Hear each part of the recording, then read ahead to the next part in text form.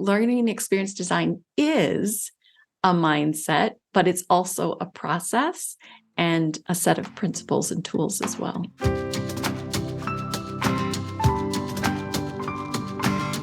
I'm Celisa Steele. I'm Jeff Cobb, and this is the Leading Learning Podcast. The full, complete experience of the learner, from before she decides to sign up until after any course or event is over, should be a primary concern for all learning businesses. In this episode, number 358, we talk with return guest Diana Howles about learning experience design, what it is, why it matters, and how to implement it. Diana Howles is CEO and co-owner of Howles Associates, which specializes in virtual training, virtual presentation coaching, and learning experience design.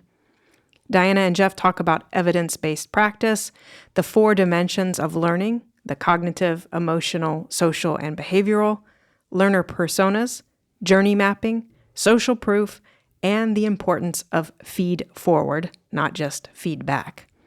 Their conversation about learning experience design is both conceptual and practical. Whether your learning business is already embracing LXD or yet to move beyond Instructional Design 1.0, we bet you'll find this conversation useful. Jeff and Diana spoke in April 2023.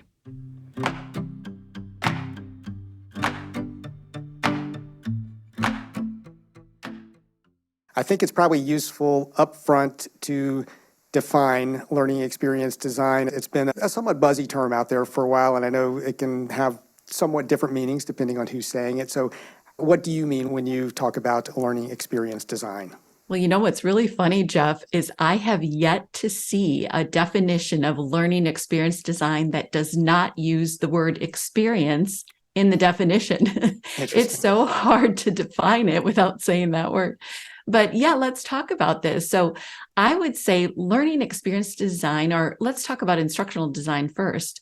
Traditional instructional design here at Howles Associates, we view as almost like the 1.0 of instructional design. We view learning experience design, or LXD, as like the instructional design 2.0. In other words, it's an expanded, more modern version that gives us more modern terminology, tools, platforms with which, right, to build these creative, engaging, meaningful, and hopefully impactful learning interactions. So that's an interesting distinction. When I think of instructional design, traditionally, I'm thinking of things like the ADDIE model, analyze, design, develop, implement, and evaluate.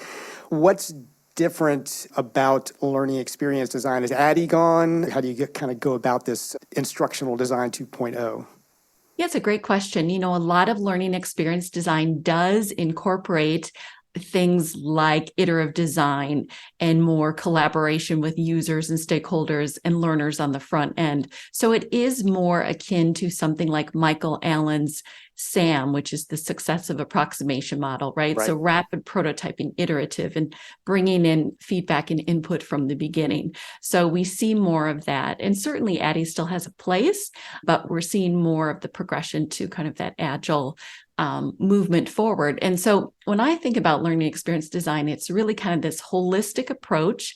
It is more of a mindset and then a process.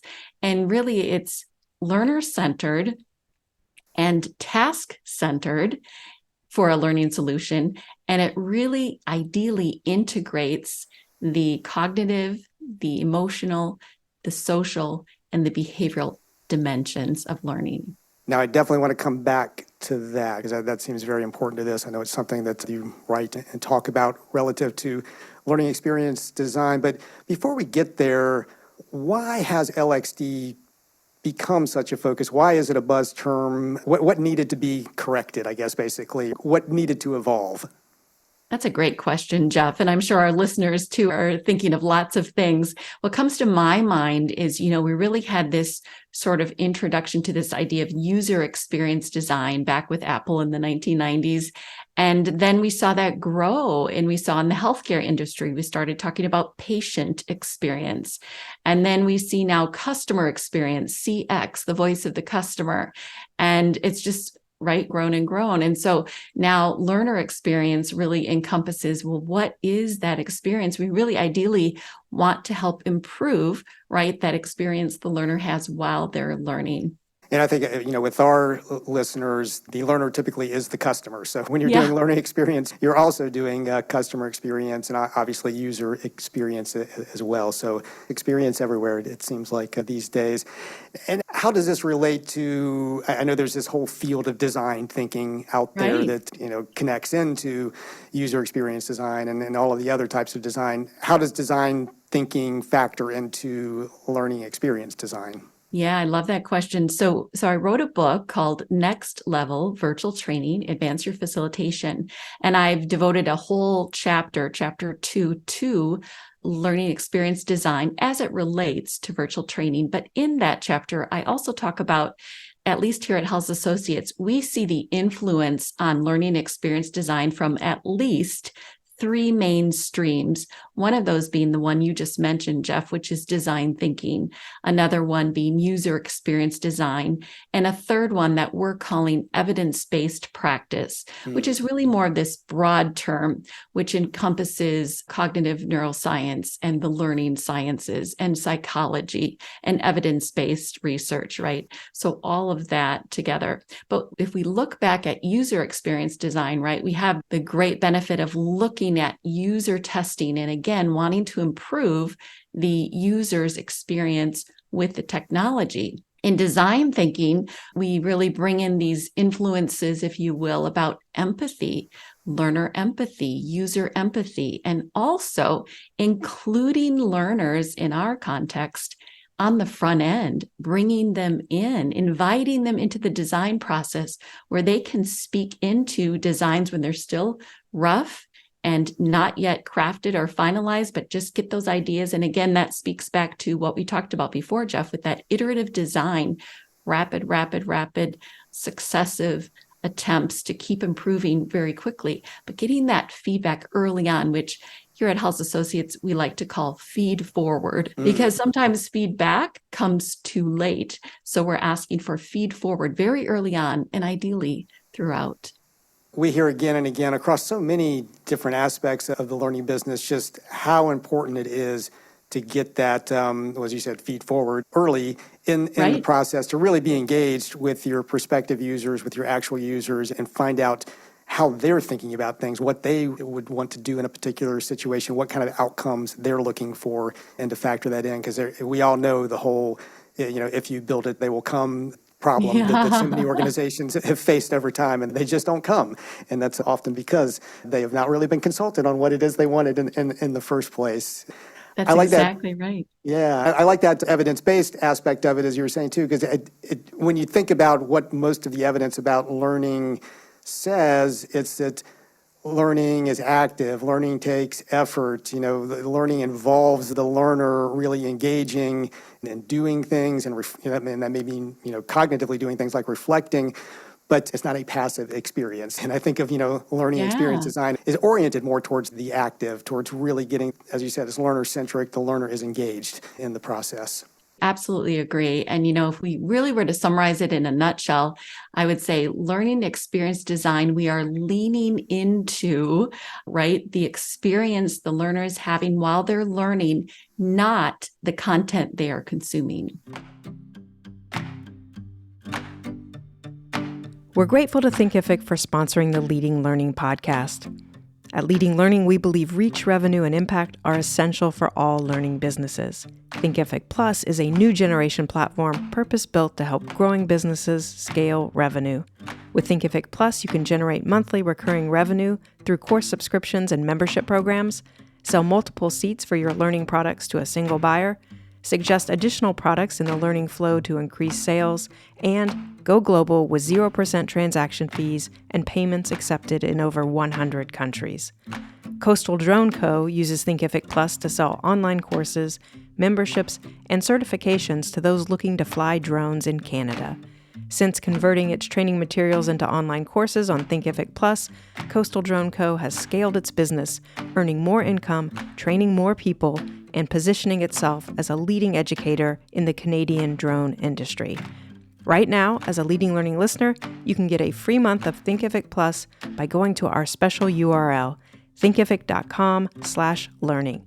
Start your free month today at thinkific.com/learning. Well, let's come back to the four dimensions of learning: the cognitive, emotional, social, and behavioral. Can you say a bit more about each one of those dimensions and then why it's important to incorporate them? Sure. So let's start with the cognitive one. That cognitive learning dimension has probably received the most attention. I think nobody would really argue that, right? We know it's important to use the cognitive function. So when we talk about cognitive dimensions of learning, and by the way, I'm basing this model of those four dimensions from Simone Consequao and Les Howles' book, Designing the Online Learning Experience. So they developed that framework of those four dimensions, which then I also reference in my book. But this cognitive dimension, we can do so much more with that. So if, as you mentioned, Jeff, there's the passive versus the active experience. An active experience, for example, cognitively, might include more reflection, pausing for reflection. It might include asking more questions of the learners as they are learning or as they are learning segments of different types of activities or content. So that's the cognitive piece. The emotional one is the one that we have almost really not given enough attention to. And as you'll notice, over the past several years, people have rediscovered, oh my goodness, we forgot about how important emotion is. You'll hear Michael Allen talking about that. You'll hear Dr. Richard Mayer talking about that. You'll hear Clark Quinn talking about that. So the emotional dimension is so important because we've learned from neuroscience, we cannot separate decision-making and emotion. Neuroscientist or educational neuroscientist Janet Zadina says you cannot separate learning from emotions, like they're so tightly integrated. So why is that important? Well, think about motivation, adult learners' motivation. So we want them to be very excited about what they're going to be learning. We want them to see why it's important to them. We want them to understand how it will benefit them. So all of those motivational elements. And then the third one then would be sort of the social dimension. We are social beings, very important when we're in the virtual setting too, for those purposeful connection times, to have cameras on for both online and on site. We can see and hear people. We can have discussions, rich discussions with each other. We are social beings. And then the behavioral is really the doing. I don't know about what our listeners think of this, but it seems like, Jeff, so much of our learning solutions that we produce are more about what we know, right? Or it's all about something versus doing. And really, when we talk about application, it's important to have that doing aspect. So bringing the behavioral dimension into a learning solution means we are practicing, we are doing teachbacks, we're doing role plays, we're practicing giving constructive feedback, whatever it is we're learning about, we're practicing that. And then ideally we would take that right back to our work environment or organization. So those are the four dimensions, which really it is, again, a holistic approach. They tightly interweave, and sometimes there's overlap too, but creating experiences intentionally that include these dimensions then is what our goal is.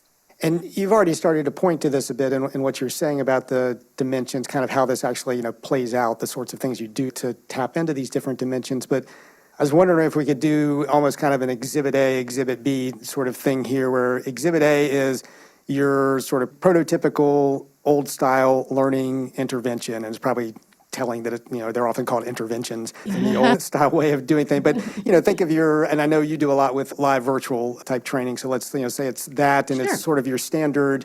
You've got your subject matter expert presenter on a webinar. It's the presenter and his or her PowerPoint deck. That's everybody's been to thousands of these, I think, in their careers.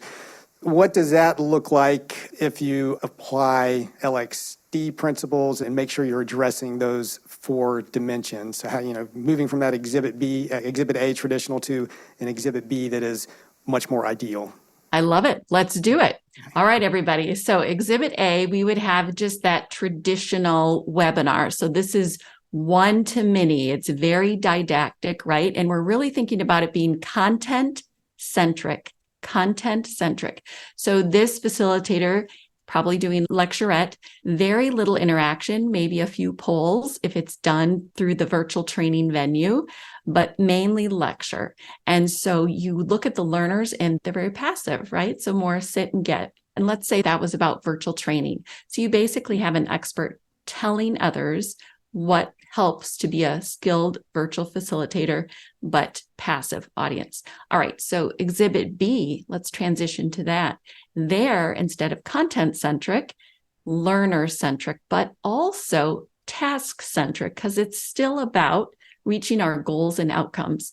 So let's say in this scenario, the learning experience really is everything from A to Z. So it could be a welcome video that learners receive well before class day that gets them excited about this is what you're going to be able to do and builds motivation in them to do that.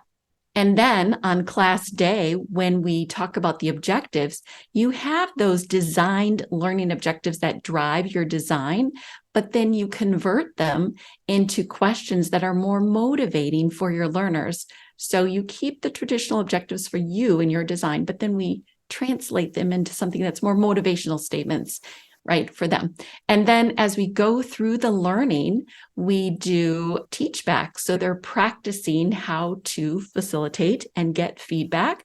So that's part of the doing. They also have the ability to, let's say in the social realm, have discussion groups on different topics that we talk about. They have the chat forum as well, but they're interacting. We're asking good, thoughtful questions. We're giving space to people so that they can have that social element, right, involved. And then cognitively, we are challenging them. So like I said, we maybe have an action plan and they have reflection and space where they can think about it. And then afterwards, we send messages to their managers and we say, you know, these are the action plans that your staff created.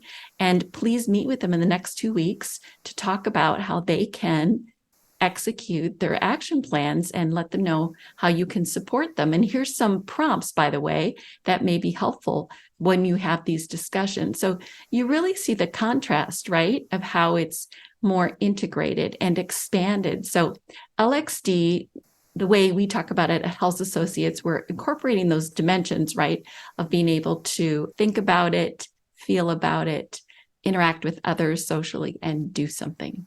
And you can just, hear and listening to that, just a much richer experience. And obviously you don't have to do all of those things when you're, putting together this more instructional design 2.0 type experience, but you can do a lot of those things. There are a lot of possibilities available in webinars and other types of virtual live training that I think learning businesses have just not fully appreciated or tapped into before. And I think we're always trying to think through ways. A podcast can be a fairly passive medium because you're usually sitting in a car and listening to that sort of thing. But we do always like to challenge listeners to reflect on what's being said here. And I would say, think about your own Exhibit A's, because I think a lot of listeners probably have plenty of Exhibit A's in their portfolios.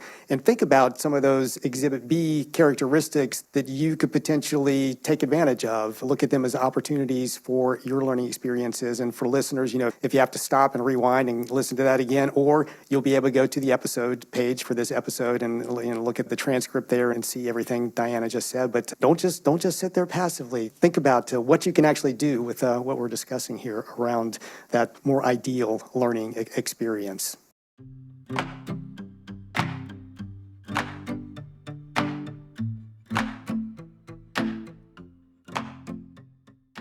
Can you talk about a little bit more about some of the essential strategies and practices for applying LXD when you are developing your new offerings? Absolutely. So one of the things is something that we referred to earlier, Jeff, and that's this idea of bringing in a few target learners early on to the design process. So something that you can do is you can do some interviews with either some of the actual learners or representative learners or customers in this case, right? So 1 or 2 or 3, you do interviews, you have conversations with them, you can do focus groups, you get to kind of know their demographics, and then you come back to the table. You can either bring them in and run ideas by them, or you can create what's called learner personas. So I'm sure some of our listeners have maybe experimented with this, right? And the idea is that we create a fictional character. This is Rhea. This is Joe. This is Robert. This is Susan. And we give them characteristics. Project manager, been working there for 5 years, or somebody's a new hire and they are more shy, or somebody else is a leader. But we give them characteristics, and we imagine that they are their part of the experience. And you can even have like characters. You can use a lot of the softwares and applications that are available today to create like a fictional character there, give them a name. And then as you're designing, you have them right at the forefront, and you're thinking, how would this target learner respond to this? What would help this individual? So as you know, Jeff, there's the idea of the false consensus effect, which basically says that we sort of have this tendency or bias to assume that everyone thinks like us, or what I know, you know too. But that is not the reality, right? We are all very different. And so this kind of using personas and learner personas on the front end kind of helps us address that, because we sort of joke, we think we know our customers, and we don't. We're very different, right? So bringing them in on the front end, as you maybe have experienced too, that's where you get some of your best ideas. And my business partner was developing a leadership development course, which I do talk about this story in the book. And he actually invited some target learners in, provided them pizza. He changed the trajectory of that course, and that course was so successful, but it was because he incorporated the feedback of a few target learners very early on. Absolutely. Again, it just comes up so often, really engaging with your audience and making sure that you are incorporating their perspectives. Any other key tips that you would offer to listeners around designing their learning experiences? Yeah, there's another sort of tool as well that learners are welcome to experiment with, and that is journey mapping. So again, you think about, if we were to take virtual training as the context, if you think about maybe a blended learning solution where there's some pre-work, and then maybe there's the live online course with some assignments, and then maybe there's some more post-work, and you think about maybe what is the learner going to feel at this point in the course, the pre, the live, and the post. What are they going to do? What kinds of things are you going to do? What kinds of things would they be thinking about? And as you sketch this out, it really stretches you. The learner personas help you shift your mindset, but these journey maps that you create to kind of guide the design, they're very insightful, and they inform you about sometimes making changes, right, for the better good of the learning solution. So just kind of tools to help us get out of our own mindset. And by the way, learning experience design is a mindset, but it's also a process and a set of principles and tools as well. I'm wondering, it's occurred to me as we've been talking, to me, this sounds like, yes, this is what we need to be doing. Of course, we need to be thinking about learning as an experience and designing in a way to support that. But do you get any pushback? Do you find people who are uncomfortable, who are like, no, I like Addie. I've always done it this way. This is how I'm going to continue to do it. How receptive are organizations, the people you work with in your experience, to this approach to creating learning? Oh, yeah, absolutely. I do have one client who definitely wants to use Addie, will continue to use Addie, but I have introduced other things to that client. So, for example, bringing in early feedback and focus groups, and then changing the design, and then user testing early on. Like, I have introduced those kinds of things, but yes, they are definitely committed to using Addie for now, which is fine, right? But I think you do hear a lot of different perspectives. There are those who insist that LXD is just a rebrand of instructional design, or learning experience design is instructional design plus learning sciences. There's just a lot of, I guess, not real good clarity maybe around what learning experience design is. But like I said, I like to think about it as an instructional Design 2.0. So it rejuvenating this discipline, expanding it from where we were, just growing it. It's evolving. And now we have even more tool sets. And as I mentioned, terms with which to talk about how to make good design. So some people will argue, yes, I think skilled instructional designers have been doing learning experience design all along. And I would agree with that, right? Why? Because they're learner or customer centered and they keep that at the forefront. So that's what's driving us, not this content centric approach. Yeah, I think that probably is what it comes down to. No matter what you call this, if what you're doing is really centered on the learner and you really are using evidence-based approaches to achieving what the learner needs to achieve, then you're probably doing learning experience design, whether you're calling it that or not. Right. In the end. Yeah. Well, maybe as we're wrapping up, we can sort of flip the table a little bit. And we've asked you before about your approaches to lifelong learning because you've been on the show relatively recently. So I won't ask you about that, but I would love your perspective. And I think this could be a useful mindset for listeners to get into as well, because it is kind of taking that learner mindset and how would a learner approach this. But for you yourself, if you're trying to assess whether a particular learning offering really does adhere to those kind of LXD principles, that it is learner-centric, that it is evidence-based, that it is going to provide that really effective sort of learning experience, what clues do you look for as the consumer, as the customer for a learning experience? Yeah. I really love the challenge of that question, right? And I think ideally we're looking at the outcomes. So remember, it's learner-centered, but it's also task-based. So if we break down the word learning experience design, learning is about outcomes. We have to have goals, right? Learner goals, and they have to be achieved. The second word, experience, is about what we've talked a lot about today, incorporating in our mind the 4 dimensions. And really making sure that it's an integration, very tightly woven integration and interaction with all sorts of things. You think about when you bring home a product that you're excited about, you have a good experience at the store or online when you buy it, finally the product comes to your home, the box is beautiful, it's aesthetically pleasing, you open the product, it works, it's functional, and then you go and you get customer support or tech support and it's helpful and your issues get resolved. Like that whole experience from A to Z, right, is pleasant and motivating and easy and intuitive, and you're satisfied by it. So all of that.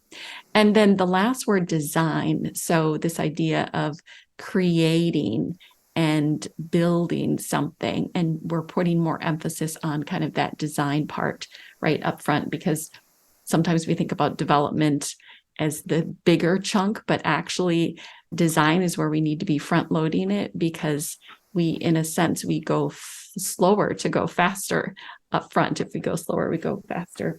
So, but I think when you talk about how do you assess whether something is really effective or not, I would look at the evaluation. I would look and see what are learners saying about that learning solution. Was it impactful? Was it meaningful to them? Was it engaging? Were they able to learn? So it's hard to look at a solution and say, well, did they use learner personas to create this? Did they really get feedback? What is involved with that? But I would look at the evaluation data and see what learners are saying. Were they able to successfully apply this? And did it make a difference when they were back in their organization? Well, we've talked a lot over the years on the show and articles we've written, things like that, about the importance of social proof, testimonials, things like that around the learning experiences that you create. And I think a lot of organizations sort of say, yeah, they kind of put that off. But really, if you want other learners to know that what you're doing is impactful, that's the best. Those are the best people to hear it from, is people that you've already been successful with before. So just a takeaway item, an action item for folks who are listening today. It all comes back to the learning experience you're creating and what people are going to say about that in the end. So go get that social proof, go get those testimonials.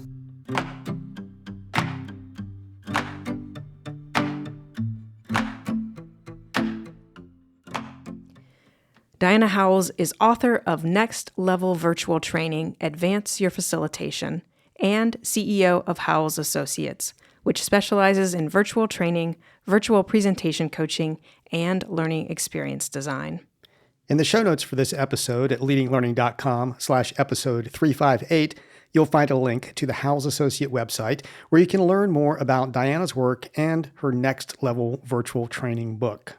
Jeff and I would be grateful if you would rate the Leading Learning Podcast on Apple Podcasts or wherever you listen, especially if you find the show valuable, because ratings help us show up when people search for content on leading a learning business. And please spread the word about leading learning, whether in one-on-one conversation with a colleague or a personal note or on social media. In the show notes at leadinglearning.com/episode 358, you'll find links to connect with us on Twitter, LinkedIn, and Facebook. Thanks for listening, and see you next time on the Leading Learning Podcast.